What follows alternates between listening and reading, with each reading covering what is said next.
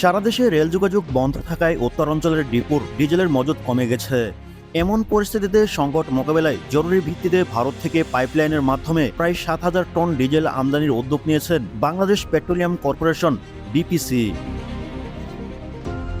বিপিসির পরিচালক অনুপম বড়ুয়া বলেন, উত্তরাঞ্চলের ডিজেলের সংকট দেখা দিয়েছে। রেলপথে আগে যেভাবে আমরা জ্বালানি পাঠাতাম সেটা গত কয়েকদিন ধরে পাঠানো সম্ভব হচ্ছে না। পার্বতীপুর ডিপোর জ্বালানি তেলের মজুত একেবারে কমে গেছে, যে কারণে পরিস্থিতি মোকাবেলায় ভারত বাংলাদেশ ফ্রেন্ডশিপ পাইপলাইনের মাধ্যমে প্রায় 7,000 টন ডিজেল আমদানি করা হচ্ছে। এর মধ্যে প্রায় 4,000 টন ডিজেল গতকাল দিবাগত রাতের মধ্যে পৌঁছানোর কথা ছিল, আর বাকি 3,000 টন ডিজেল আগামী সপ্তাহের শুরুর দিকেই আসবে। এই ডিজেল ভারতের নোমালীগড় রিফাইনারি থেকে পাইপলাইনের মাধ্যমে আনা হচ্ছে।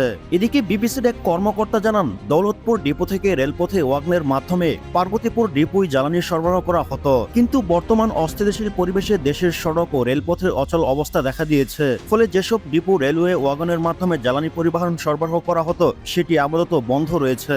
ভ্যাট দায়মুক্ত থেকে লাভজনক ব্যবসা পরিচালনার বিশ্বস্ত সহযোগী দ্য রিয়েল কনসালটেশন, স্বচ্ছ ভ্যাট আইনে দক্ষ ন্যায্য ভ্যাট প্রদানে।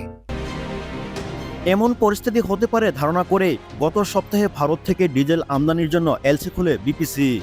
তারা আরও জানিয়েছেন, বর্তমানে দেশের অন্যান্য অঞ্চলের ডিপোগুলোতে জ্বালানির সরবরাহ মোটামুটি নিশ্চিত করা গেলেও উত্তরাঞ্চলে সেটি সম্ভব হয়নি।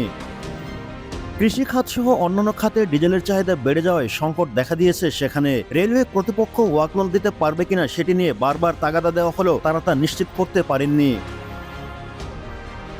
যার কারণে ভারত থেকে জরুরি ভিত্তিতে ডিজেল আমদানি করতে হচ্ছে।